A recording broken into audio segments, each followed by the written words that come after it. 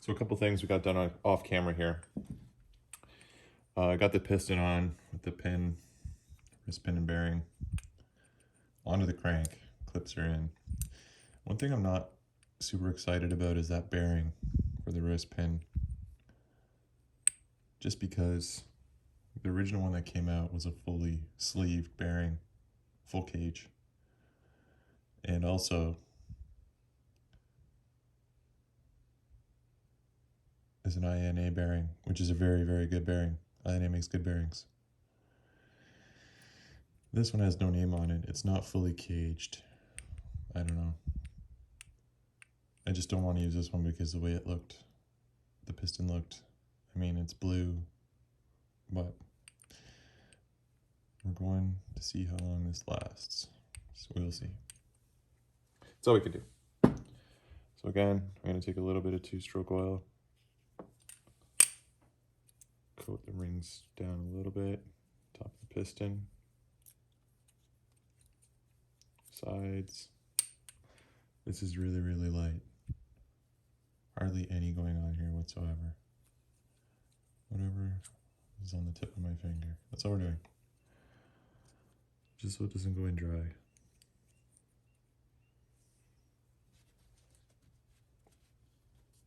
Okay. So now we want to make sure we're going to do this right. So the tapered edge on the crank here is the flywheel side. We have our pins facing the intake side. So we want the cylinder, obviously, to be on the intake side, which is this side. This is the exhaust. And slide her in. Just slide her in. Make sure rings didn't pop out.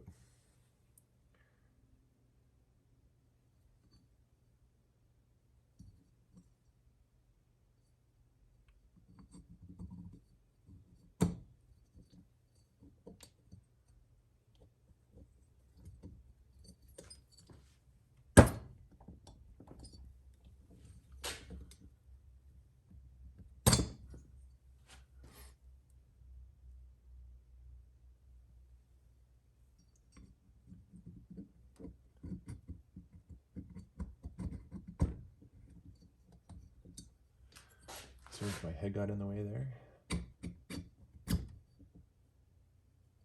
And that's it.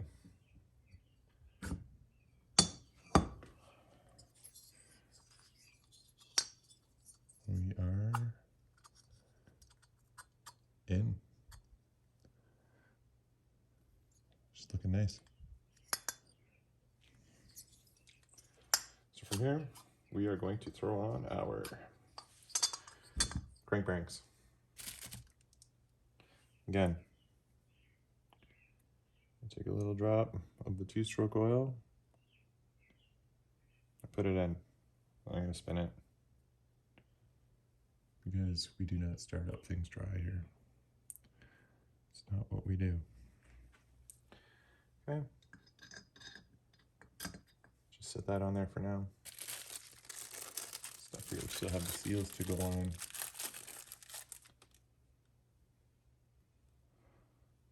If we were super fancy, we would put these so that well, not that we're fancy, but if the bearings were fancy, I think we get into that ceramic stuff and high-speed stuff that Bucket and Tin Man are using. They actually have markings, right? You're going to have your 6201, 6203, 6208s, whatever. And with a manufacturer. And we would try to keep them on the outside, just so it's a little bit easier to identify.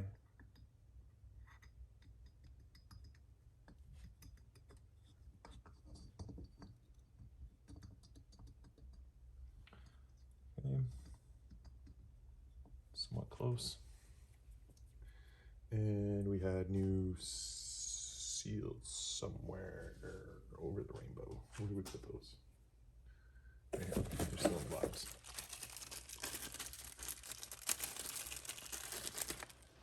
Again with these,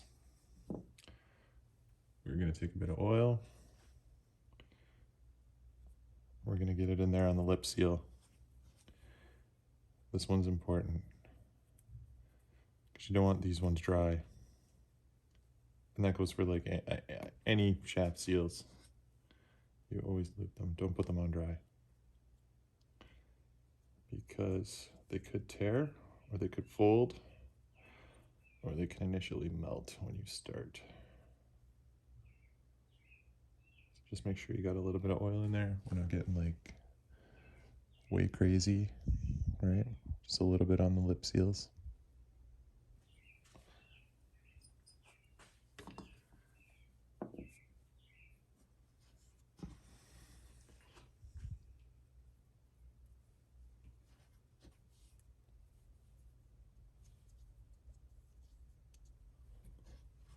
Do some front and back here.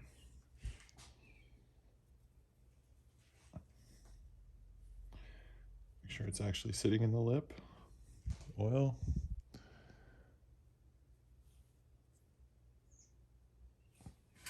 Okay.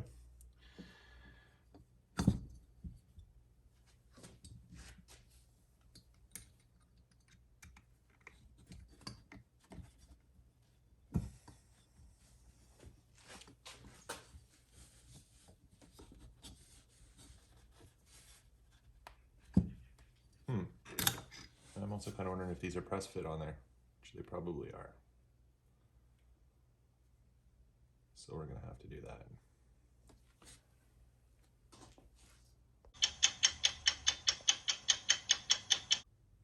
All right, so we got the seals pressed onto the bearings. I just slid the bearings onto the shaft.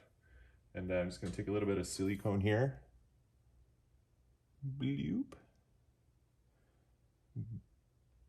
Bloop.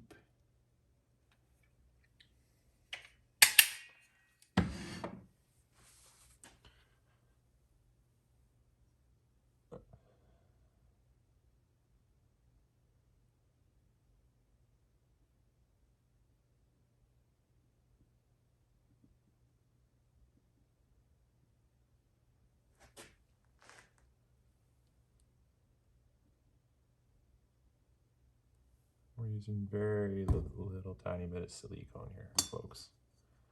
Very small amount.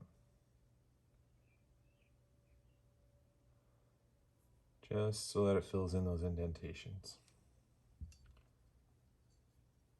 I'm gonna rotate them. And stick them down where they need to be.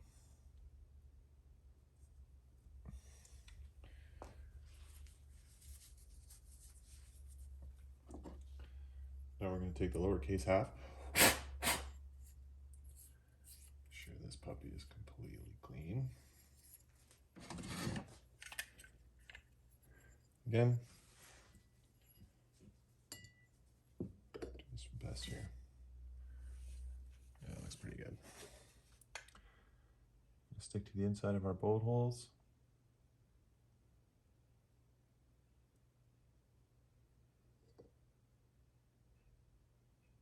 And like a super thin bead.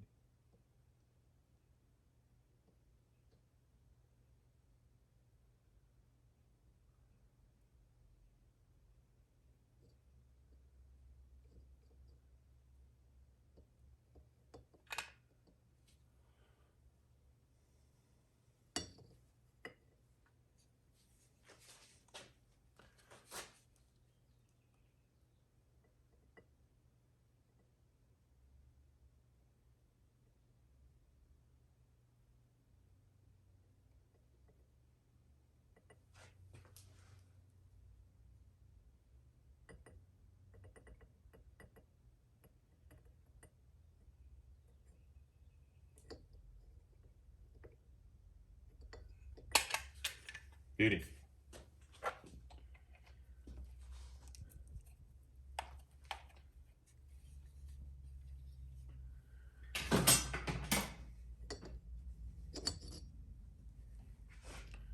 That's kind of what we're left with. I'm just going to make it a little bit more of a gaskety type shape.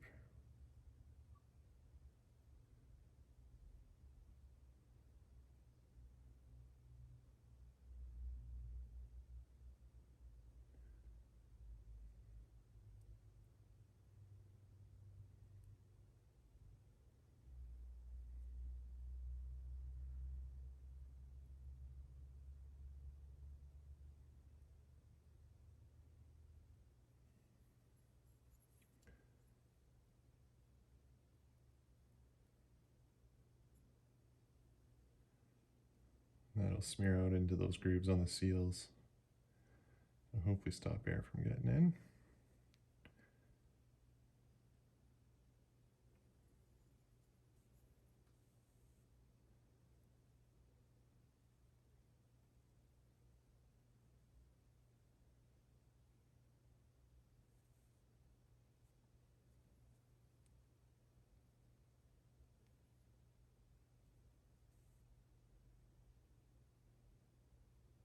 Where are the reed fell down inside there?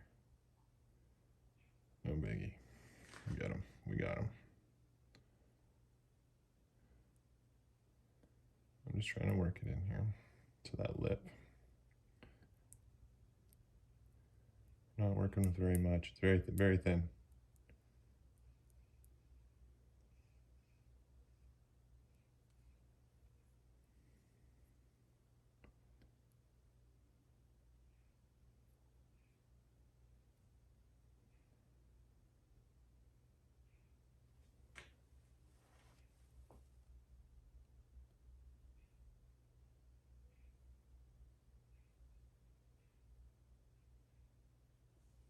Okay. Now, we are going to take this.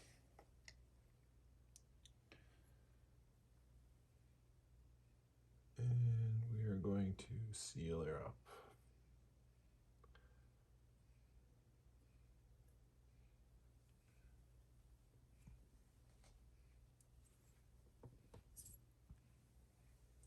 Beauty. Okay, I'm gonna wipe this up.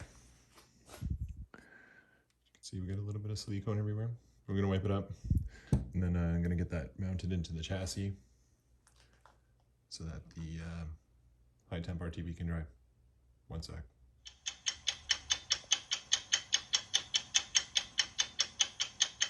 All right, guys, so here we are. We got her bolted into the chassis.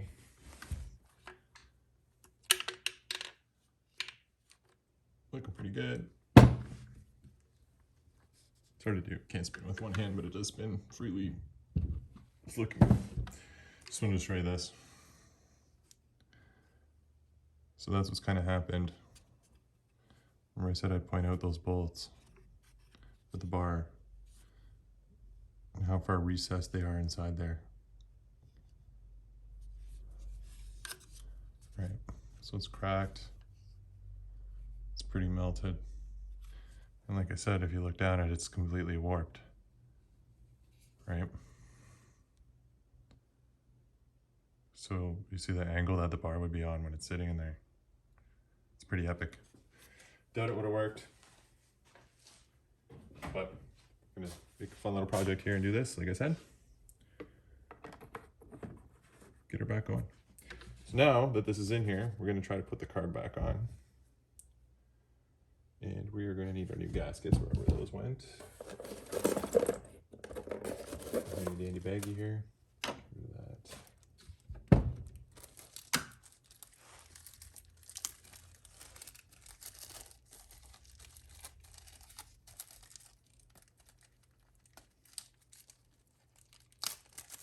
I know that the orange silicone doesn't look as good as the black stuff, but I'm telling you, it works better.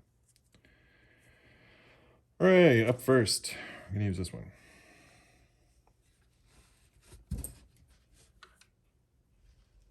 And hopefully it stays on where we need it to stay on.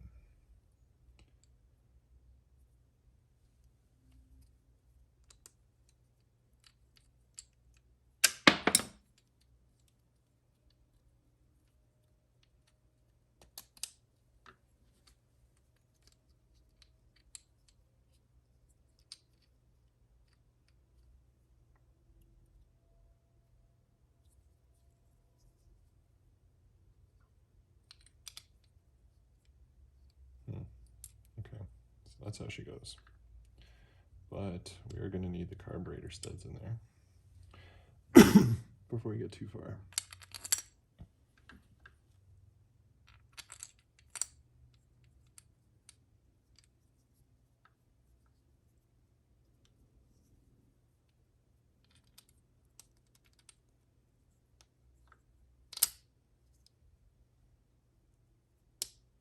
All right. Now that's going to be really, really fun to do. You know what else we can do while we're doing this? Let's put our super fancy gasket in there. Can't see what we're doing. There's that gasket. There's our paper gasket, right? Should all sit down inside there nicely.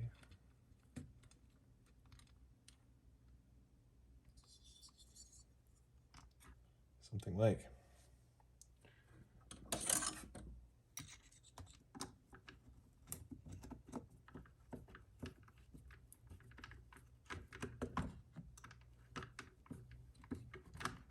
Now, that's going to require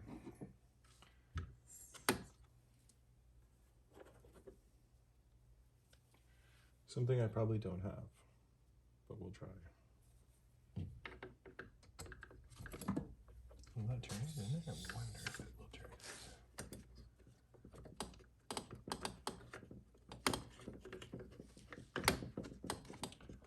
Oh yeah.